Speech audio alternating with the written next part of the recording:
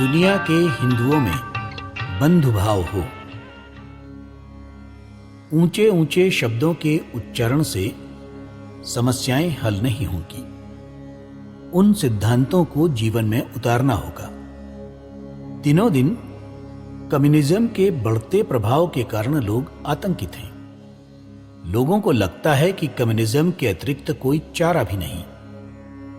गरीबों एवं पीड़ितों की मुक्ति का आधार जोर पकड़ता जा रहा है, किंतु सत्य तो यह है कि सर्वसाधारण के लिए सहानुभूति और आत्मत्याग की भावना जितना हमारे धर्म में है, उतनी विश्व में कहीं भी नहीं।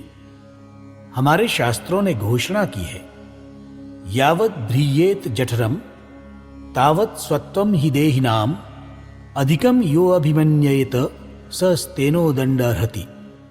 जो व्यक्ति अपनी दैनिक आवश्यकता से अधिक जमा करता है वो चोर है, उसे चोरी का दंड मिलना ही चाहिए। किंतु प्रश्न ये है कि ये भाव हमने अपने जीवन में उतारा है क्या? जब हम भोजन करते हैं तो क्या अपने पड़ोस में भूखे रहने वाले भाइयों के संबंध में एक क्षण भी सोचते हैं? यदि हम ऐसा नहीं करते तो धर्म के संबंध में हमारे सब महावाक्य निस्सार और अर्थहीन हैं। धर्म का दूसरा तत्व एकता और संगठित जीवन पर बल देना है। हमारे शास्त्र घोषणा करते हैं, मिलकर सोचो, मिलकर बोलो, मिलकर काम करो तथा मिलकर ही आगे बढ़ो, तभी आपको स्वर्गिक वैभव प्राप्त होगा।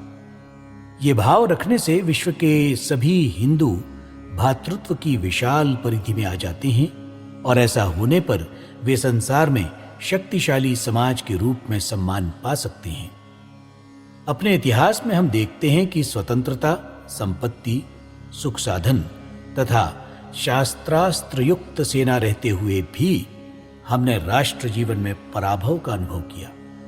शक्ति, बुद्धि, धन आदि अपने देश में विद्यमान थे, फिर भी विदेशी जो संख्या में हमसे काफी कम थे, असंस्कृत थे, हम पर विजयी हुए।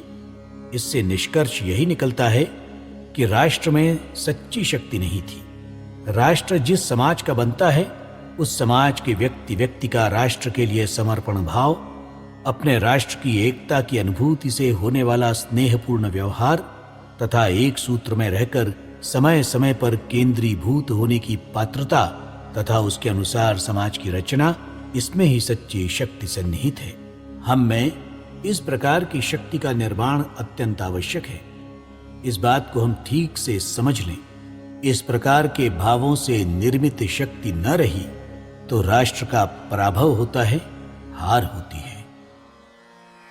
हम उस कानन के वासी हैं, आजादी जिसमें खिलती है, समरस जीवन की गंगा की धाराएं पग पग मिलती है। हम उस